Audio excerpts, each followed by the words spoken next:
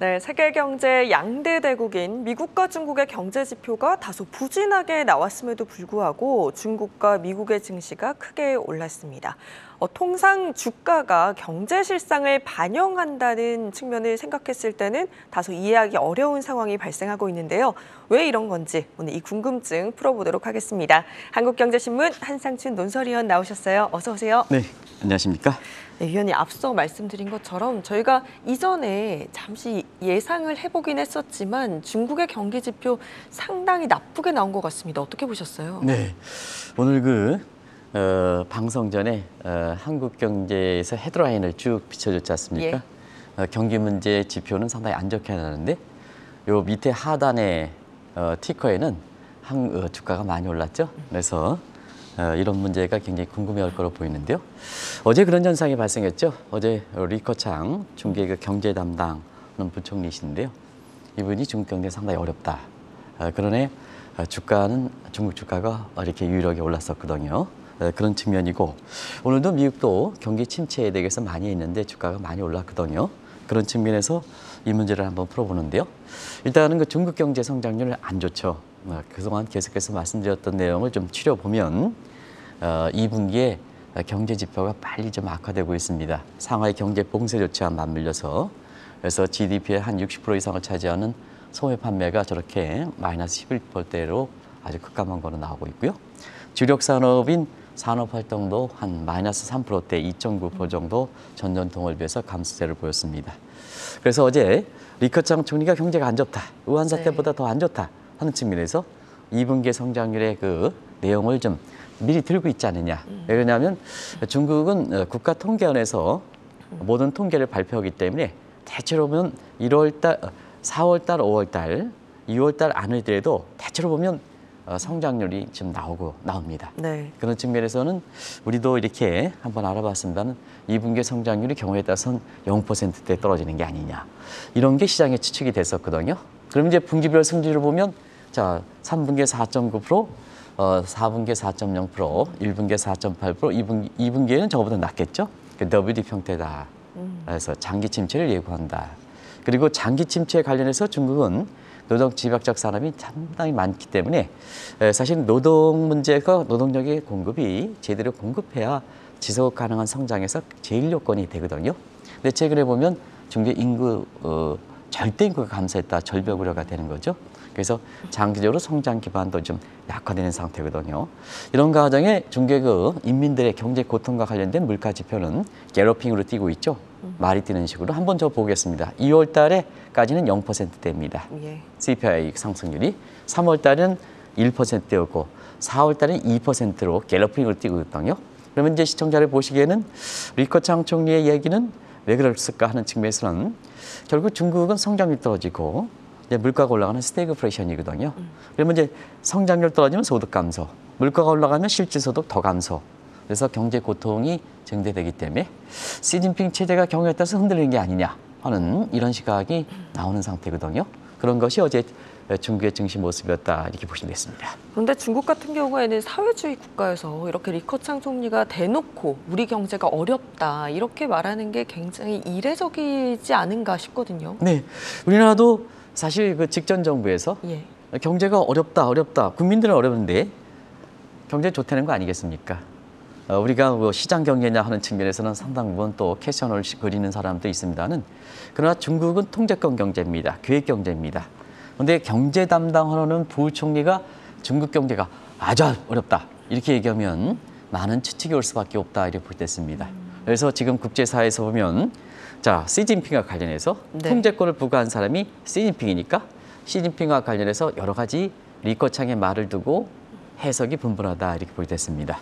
한 가지는 약화되고 있는 시진핑 세력을 좀 옹호한다. 시진핑을 옹호한다는 측면에서 자, 경제가 어려우니까 인민들이요.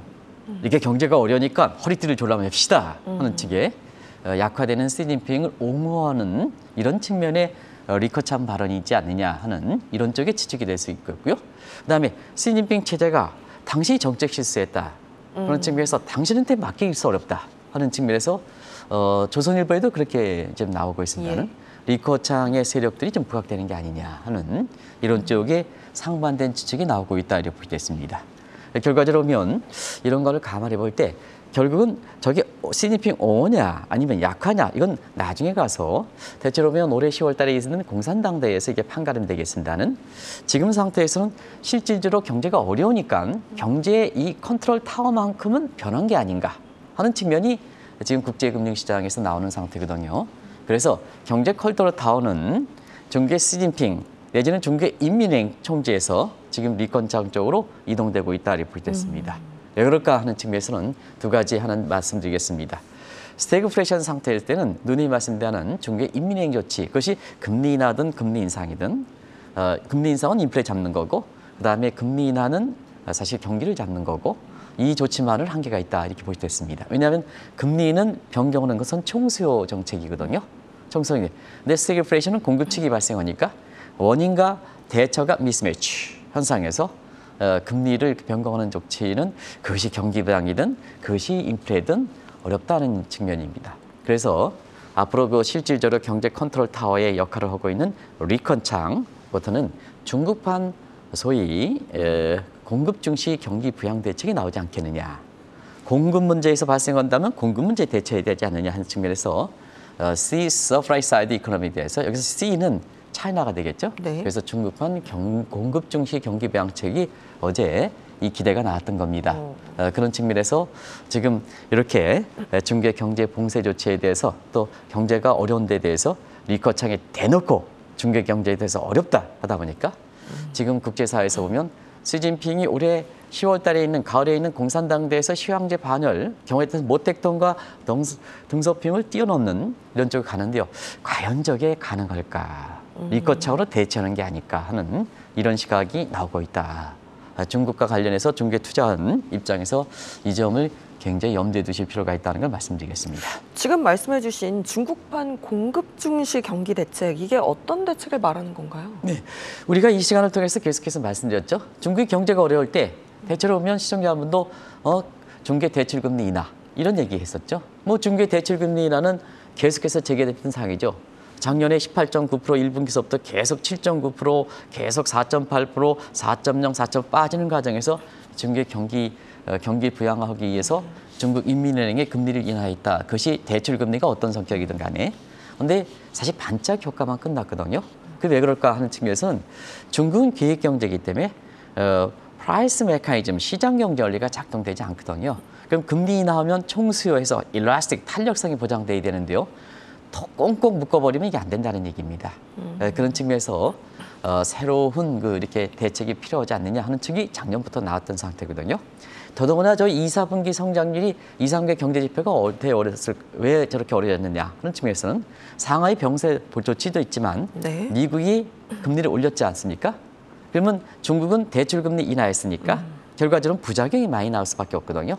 정책이라는 건 양면성을 갖고 있습니다. 긍정적 효과가 나오지 않으면 부정적 효과가 나오는 거거든요. 그래서 부정적 측면이 연준은 올리고 중국은 내리니까 예국자본 이탈, 그다음에 엔타이베이스 역자산 효과에서 경기가 더 거꾸로지는 이런 모습을 보이고 있다고 보겠습니다. 그런 측면에서 앞으로 경제 컨트롤 타워를 지는 리커창이 이렇게 상당히 기대가 높은 것은 C, Supply Side Economic에서 자, 우리가 공급 측은 뭘까 하는 측면은 가장 중요한 공급 요인은 계획 경제에서 보면 통제권을 약화시키는 거죠. 서프라이 사이드 이코노미에서 가장 중요한 것은 총 요소 생산성 기록할 때, 자, 사람만큼 중요한 사람은 사람을 움직이게끔 하는 거거든요. 자본보다도 사람이 중요한 겁니다. 뭐든지 사람이 중요한 거거든요. 아무리 시스템이 갇혀 있다. 예를 들어서 뭐 이렇게 우리나라의 뭐 그 의료 장비 업체 중에서 우리는 뭐 굉장히 괜찮은 회사다. 시스템이 잘 갖춰져 있다. 근데 거기서 사람 관리를 못 하다 보니까 2천억 이상의 뻥 터지는 사건이 있지 않습니까? 이 시스템이 잘 마련하면 대부분 CEO분들이 전부 시스템 갇혀 있으면 시스템 맡겨놓으면 되지 않느냐. 그렇지 않거든요. 항상 시스템이 잘 작동된 게 내부의 감시 체제가 필요한 거거든요. 그래서 사람이 중요하다는 얘기입니다. 그런데 그런 측면에서 보면 사람의 활동을 제약시키는 통제권이 약화시키는 것, 처리하는 것이 가장 공급적 요인이다 이렇게 보겠습니다. 여기에 사실 그런 측면에서 결과적으로는 중국 내부의 그동안 산불 정책 우리가 알아봤습니다는 이거 좀 해결시켜야 되지 않느냐. 그리고 좀 대외적으로 보면은 자 공급망 문제니까 중국만 공급망을 발생시키는 원인일 뿐만 아니라 또 중국도 다른 측에서 공급망에 의해 가지고 경제가 어려움을 당하지 않습니까? 네. 그런 측면에서는 대외적으로 보면 경제 주도력인 미국과 공생관계를 취해야 된다. 이게 공급 측 요인입니다. 그리고 이런 각도에서 다음 달 코로나에 대한 봉쇄 조치가 완화된다 하는데요. 이런 러커창이 주도하는 차이나판 공급 증시 경기 대책에 맞춰서 다음 달에는 이 경제 봉쇄 조치가 되는데 찔끔이 아니라 좀 크게 되지 않느냐 하는 각도에서 어제 중계 러커창이 이례적으로 경기가 어렵다 하더라도 주가가 올라간 배경이다 이렇게 보겠습니다.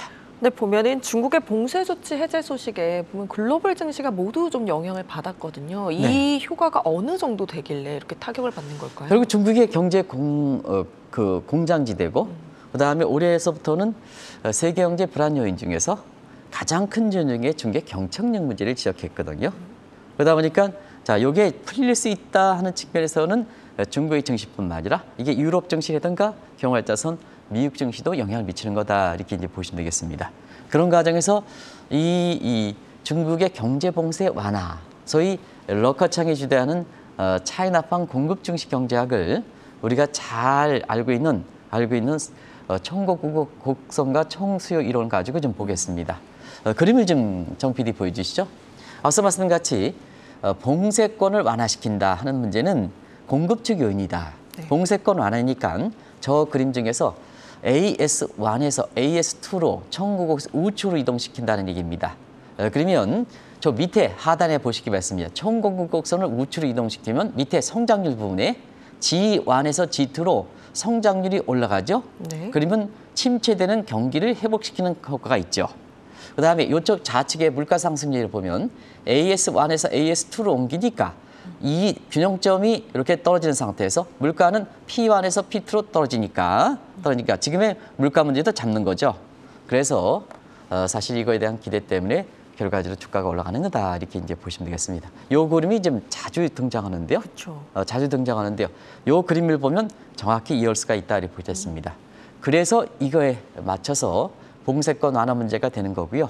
지난번에 대출금리 인하에 이어서 이 대출금리가 작동하지 않다 보니까 자 1980년대 미국에서도 스태그플레이션이 일어났을 때 그때 아서 레퍼 커브를 바탕으로 하는 감세 조치, 중국의 감세 조치가 나왔죠. 감세 조치에서 경제권 봉쇄 조치가 이렇게 완화 조치가 상승작용을 일으키면 저와 같은 마찬가지로 중국의 성장률이 올라가고 물가가 떨어지는 골디락스 국면 이런 쪽도 이렇게 효과 이게 뭐 골디락스 국면이 온다는 게 아니고요. 성장률이 올라가는데 물가가 떨어지는 현상을 골디락스라 이렇게 전라동화 골디락스를 하는데요. 이런 효과도 기대해 볼 수 있다. 그래서 어제 중국의 주가가 지표가 이렇게 안 좋은데도 불구하고 올라가는 거다. 이렇게 보시면 되겠습니다.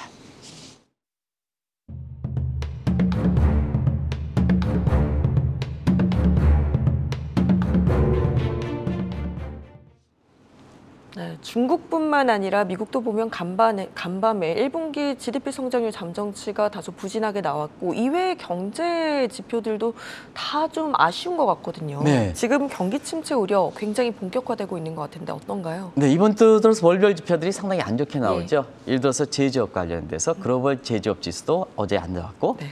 그다음에 리치먼드 연준 지수도 안 좋았고 집값 하락률도 전부 안 좋았고 오늘 지금 말씀대로 1분기 성장률 두 번째 발표는 1분기 속보치 이번에 잠정치 마지막에 파이널은 6월 달에 확정치가 되는데요. 세 번 발표죠. 이번에 이렇게 보면 그렇습니다. 경제가 좀 나아진다, 괜찮다 하면 속보치 대비해서 잠정치 확정치는 좀 이렇게 올라가는 거고요. 경제가 안 좋아지면 속보치 대비해서 사실상 뭐냐 이 잠정치 확정치가 떨어지는 겁니다. 왜 그러냐면 미국은 50개 주입니다. 그래서 속보치는 경제활동이 가장 큰 지역을 중심으로 뉴욕이라든가 중심을 중시하면서 이게 속보치가 만들어지는 거거든요. 그리고 시간이 가면 갈수록 지방의 저기 먼 지역까지 네. 이렇게 되면 이게 됩니다. 그게 뭐냐? 자, 뉴욕이라든가 이런 지역을 중심해서 이것도 마이너스 1.4%인데요. 지방에 저희 저소득층에 사는 사람들의 입장에서는 더 경제가 어렵다는 얘기거든요. 그래서 마이너스 1.5로 오늘 떨어진 겁니다. 그래서 월별 지표를 보면 제조업과 집값 관련된 지표라든가 그다음에 분기별 성장률에서 이렇게 보면 이렇게 성장률이 속보치에서 잠정치는 더 떨어진다 이렇게 보여졌습니다. 왜 그럴까? 시청자 여러분 아시겠죠? 왜냐하면 우크라이나 전쟁 본격적으로 4월부터 영향을 미쳤죠. 그리고 중국의 저렇게 경제 지표가 이렇게 떨어지니까 공급망 차질이 되면서 미국의 경제에 영향을 미쳤고요. 무엇보다도 미국의 연준의 금리 인상 됐지 않습니까? 3월 달에 올려가지고 5월 달에도 한 차례 올렸는데요. 이것이 뭐냐? 이게 익스펙테이션을 반영하기 때문에 그렇습니다. 미국의 그 페드가 금리를 올리면 이 국민들 입장에서는 금리가 올려 하면 소비라든가 투자를 미리 줄여버린다는 얘기거든요. 그러다 보니까 어떤 분 같은 경우에는 금리가 인상하면 어이구 경기에 드는 효과는 뭐 이렇게 된다. 그게 아니고 선제성을 강조할 때는 9월 달 10년 후에 미리 대비하는 거고요. 금리 인상에서 위험세가 넘을 때는 그때서부터는 연착륙 해야 된다는 입장을 하는 것은 뭐냐면 바로 이와 같은 사건이 발생하기 때문에 그러거든요. 금리를 인상하면 익스페이지 줄이기 때문에 소비 투자를 줄여버리거든요. 금리를 올라가는데 이렇게 되는 거거든요. 그래서 그 선제성과 후행성을 잘 따져야 된다는 걸 말씀드리겠습니다. 결과적으로 자 이렇게 연준이 금리를 올림에 따라서 미국도 채산성이 많이 떨어지고 있지 않습니까? 그런 것이 뭐 스냅이라든가 넷플릭스라든가 이런 쪽으로 해서 어닝 쇼크가 발생하는 그런 요인이다 이렇게 보게 됐습니다. 그럼 자 그래서 이걸 종합적으로 알 수 있는 지표들이 7월 말에 발표되는 미국의 2분기 성장률 속보치가 되겠죠. 이 지금 속보치 내용에 있어서는 자 한번 보겠습니다. 굉장히 중요한 게 3분기 2.1, 4분기 6.9, 그다음 1분기에는 이번에 오늘 발표했습니다. 마이너스 1.5. 여기서 뭐냐? 결과적으로 사실 미국의 성장률이 어떤 식으로 나온다 하더라도 경기 침체 우려는 이렇게 해소될 수 없다. 왜 그러냐면 저기서 2분기에 비해서 1분기에 비해서 성장이 높게 나오면 더블딥 양상입니다. 그죠? 저점이 두 개 형성되죠. 더블딥 양. 더블딥은 장기 침체입니다. 근데 만약에 2분기 성장률이 저번 마이너스 1.5 더 떨어지면 자 미국의 전미 경제정서의 2분기 연속 경기의 추세로 볼 때는 자 경기 침체 문제가 본격화 되는 거거든요. 그래서 2분기의 성장률이 높게 나오든 낮게 나오든 경기 침체 우려는 해소할 수가 없다 이렇게 보시됐습니다. 하나는 높게 나오면 더블딥, 장기 침체 우려. 그다음에 2분기도 더 나오면 MBR의 공식적 분단을 보면 자 경기가 미국 경제가 공식적으로 이렇게 침체된다 이렇게 보시됐습니다. 그러다 보면 자 2분기 들어서 미국의 CPI 상승률도 8%죠. 그것이 뭐 8.5%에서 8.2% 떨어졌다 이게 개요와 관계없이 8%대인데요. 인플레 타겟팅 선이 지금 2%지 않습니까? 4배. 그러다 보니까 자 미국도 성장률이 오늘 마이너스 1.5% 떨어지고 물가도 8%, 인플레 타겟팅에 비해서는 4배 이상 되니까 스태그플레이션. 중국과 거의 동일하죠. 그러면 경제 고통 증가. 바이든 뭐냐? 지지도 떨어질 수밖에 없죠. 지금 지지도가 계속 떨어지거든요. 그런 측면에서 시진핑과 바이든의 지도력이 굉장히 악화되고 있는 상황이다. 이렇게 보시됐습니다. 보면 5월 FOMC 의사록에서도 발표가 됐듯이 1분기 성장률 수정치가 이렇게 더 떨어지면서 인플레만 신경 쓸 게 아니라 경기 침체도 함께 돌봐야 한다. 이런 시각도 나오지 않습니까? 네, 오늘 그 미국 증시가 상승세가 될 때는 어제 5월 FOMC에서 나왔던 자이언트 금리 스텝에 대한 우려가 완화된 것. 이것이 뭐냐? 미국 증시를 끌어올렸다. 이렇게 이제 지적하는 시각도 있어요. 어제 이제 말씀드렸는데요. 자, 5월 FOMC에서 자이언트 스텝에 대한 금리 인상이 미국 증시에 부담이 됐는데요. 0.5% 이렇게 올린 거는 나왔지 않습니까? 네. 또 앞으로도 서너 차례 걸쳐서 0.5%에 그치겠다 하다 보니까 이 얘기를 했습니다. 월가에서 인플레 피크아웃을 반영한 거냐? 아니면 경기 침체를 반영한 거냐? 이거 우려해야 된다 하는 시각에서 사실상 경기 침체에 대한 우려 시각을 지금 본격적으로 제기됐다 하는 것은 우리가 IMF에서도 인플레가 작년 10월에 인플레만 잡아라 하는데 지금은 4월 이후에선 인플레 잡을 뿐만 아니라 경기 문제도 신경 써야 된다. 이렇게 이제 나왔던 것은 시청자분한테 전해드렸고요. 그다음에 퍼먼 하버드 교수도 세크레이션 페이스 해가지고 실험 희생률 해가지고 인플레는 올라가면 떨어뜨리기 어렵다. 그래서 그 지난한 과정으로 1% 오면 다른데 경제학적으로 업더니 코스트, 경제 희생이 있어야 된다. 그래서 실업률은 6% 간다. 어떻게 할 것이냐. 고용도 더 중요한데 그런 측면에서 오늘 다시 한번 5월 그 FOMC에서 0.5%포인트 서너 차례 간다. 더 이상 올리기가 어렵다. 경기 문제 생각하니까. 네. 경기 문제. 바이든도 인플레 파이터로 나왔으니까 경기 파이터로 나가셔야 된다 하는 용어가 나오면서 사실 그 미국의 주가가 올라갔던 배경이다 이렇게 보게 됐습니다. 근데 중국 같은 경우는 경기 부양을 위해서 지금 봉쇄 완화 조치를 취하기 시작했는데 그렇다면 미국은 어떤 방안을 내놓을까요? 중국과 다른 조치를 필요해 있죠. 왜냐? 중국은 시장 경제가 작동하지 않으니까 그렇죠. 경제 통제권을 완화시키느냐 안 하느냐. 그건 문제가 지금 이제 핫 이슈가 되는 거고요. 미국은 시장 경제 원리가 통하지 않습니까? 그러다 보니까 시장 경제 관점에서 보면 페드의 조치가 금리라든가 이런 부분에 대해서는 사실상 다른 쪽으로 해야 된다는 얘기입니다. 이렇게 자막이 7번 자막이 되겠습니다. 그래서 그랬습니다. 그런 과정에서 시청자 여러분한테 지금 미국 경기 상황에 대해서 어느 쪽으로 이렇게 지금 진전되고 있는가, 다른 말하면 이제 악화되고 있는가 할 때 연초에 전미 경제 악화라고 있습니다. 예. 이 앵커 기억나시죠? 이때는 미국 경제가 침체된다 안 침체된다. 서머스와 폴크만 교수, 서머스와 뱅클. 그래서 침체가 되느냐 안 되는데 요번에 이달 열렸던 미국의 다보스 포럼은 밀캠 컨퍼런스와 이번에 이제 끝났습니다는 스위스 다보스에서는 다보스 포럼, 진짜 다보스 포럼이죠. 네. 미국 경제 침체 우려. 근데 침체는 되는데 침체 우려 쪽으로 간 겁니다. 침체가 되느냐 아니냐 연초에서. 그러면 이제 8월 잭슨 미팅이 있습니다. 여기에는 벌써부터 이제는 인플레보다는 경기 침체 어떻게 대응할 것이냐. 이것도 복잡하니까 어제 복합이 보니까 이 문제에 대해서 좀 세계 석학들이 된다.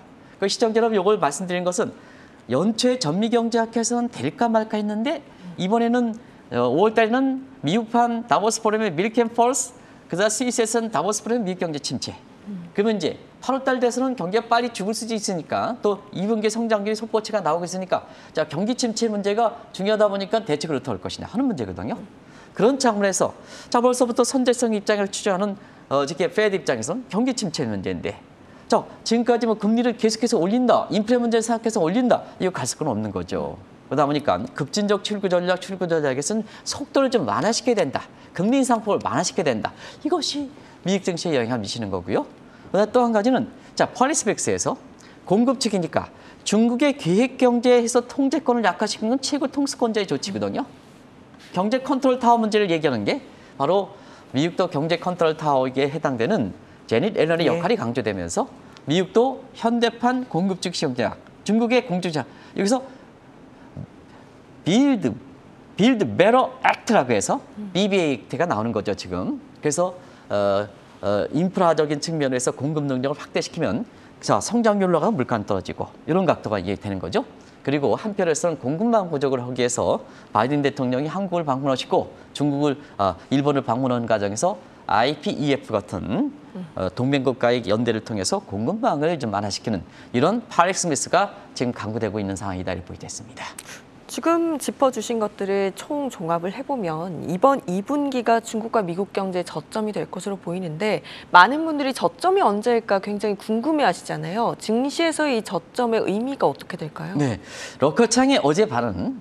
네, 오늘 미국의 성장률이 잠정치에서 마이너스 1.5%까지 반점 감안해 볼 때 결국은 저점이 2분기에 형성된다. 한국경제신문에서 TBS 진단했습니다는 그런 쪽으로 굳어지는 게 아닌가 이렇게 보고 있습니다. 그러면 이제 오늘 의문점을 풀어드리죠. 이가은행 격께서 중국의 미국의 성장률은 또 이렇게 떨어지고 그랬는데 주가는 왜 올라갔을까 했을 때는 누누이 말씀드리는 증시는 선제성입니다. 그런 측면에서 성장률 수준 경제지표보다는 사실 저점이 어떻게 형성되는지가 중요하다는 것을 말씀드리는 겁니다. 그런 측면에서 마크업 스위치 국면 전환 모델이든가 OECD 경기 선환 모델에서 보면 2분기에 저점이 되지 않게 그것이 이렇게 어제 오늘에 거쳐서 확인됐다 이렇게 됐습니다. 그리고 또 한 가지는 빅 이벤트죠. 예. 간단히 지르면 중간선거, 그다음에 10월 공산당 대회, 바이든과 시진핑이 지금 지지도가 약화되는 상태에서 경우에 따라서는 이게 경기를 회복시키지 않으면 그렇죠. 중간선거 참패, 시진핑도 시황적에는 못 올라 이렇게 되는 거죠. 또 우크라이나 전쟁 이렇게 있습니다는 지금 여러 가지 푸틴 대통령이 골치 아프지 않습니까? 뭐 여러 가지 얘기가 나오더라고요. 기정사실로 건강 악화설은 기사사실로 된 것 같습니다. 쿠데타설도 나오죠. 전쟁이 종료되면 이런 쪽에 빅 이벤트가 있다. 그런 과정에서 이렇게 2분기가 저점이 되는 이런 상태에서 주가가 지금 하루 걸러 오버링 마켓 왔다 갔다 이렇게 하는데요. 지금 상태에서 그러다 보니까 미국의 사계라든가 시장에 많은 그 이렇게 영향력을 있는 제라미 시겔이 앞으로 더 빠질 수 있다. 그러나 저점, 아주 저점에서 주식 못 산다. 지금서부터 분할 좀 매수를 해달라 하는 이런 측면인데요. 그런 쪽으로 한번 생각해 보실 대목이 지금 시점이 아닌가 생각합니다. 네, 오늘 이렇게 경제 지표를 기반으로 한 미국과 중국의 경기 상황 짚어보면서 앞으로의 전망까지 알아봤습니다. 한국경제신문 한상준 논설위원이셨어요. 고맙습니다. 네, 고맙습니다.